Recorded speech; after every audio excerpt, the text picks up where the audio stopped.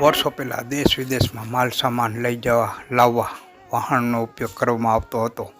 આ વહાણવટાના સમયમાં વહાણ ચલાવનારા જાણકાર ખારવાઓ વહાણ લઈને 7 સમુદ્ર પાર જતા હતા અને 6-8 મહિને પરત આવતા હતા. ચોમાસા દરમિયાન દરિયો તોફાની બનતો હોય ખારવા વહાણવટી વતનમાં આવી જતા અને નવી વહાણવટાની સિઝન શરૂ ન થાય ત્યાં સુધી રોકાતા હતા. આ સમય દરમિયાન ઘરના વ્યવહારિક કાજ, લગ્ન કે અન્ય ધાર્મિક પ્રસંગોની ઉજવણી કરવામાં આવતી હતી.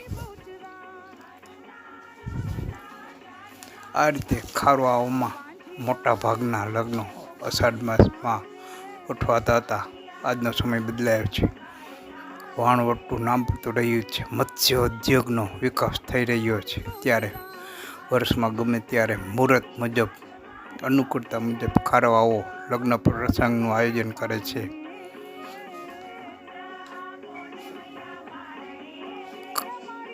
ખારવાઓ વર્ષો જૂની અષાઢ માસમાં લગ્ન પ્રસંગની પરંપરા માંગરોળ સહિત અન્ય દરિયાકાંઠાના ખારવાની વસ્તીવાળા કેટલાક ગામોમાં આજે પણ જળવાઈ રહી છે.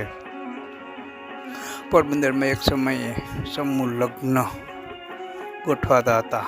સમૂહ લગ્નના વરરાજાના લાઈન બંધ વરઘોડા નીકળતા હતા અને ભારે વરસાદમાં ઢોલ નગારા સાથે વરઘોડાની રોનક અલગ હતી.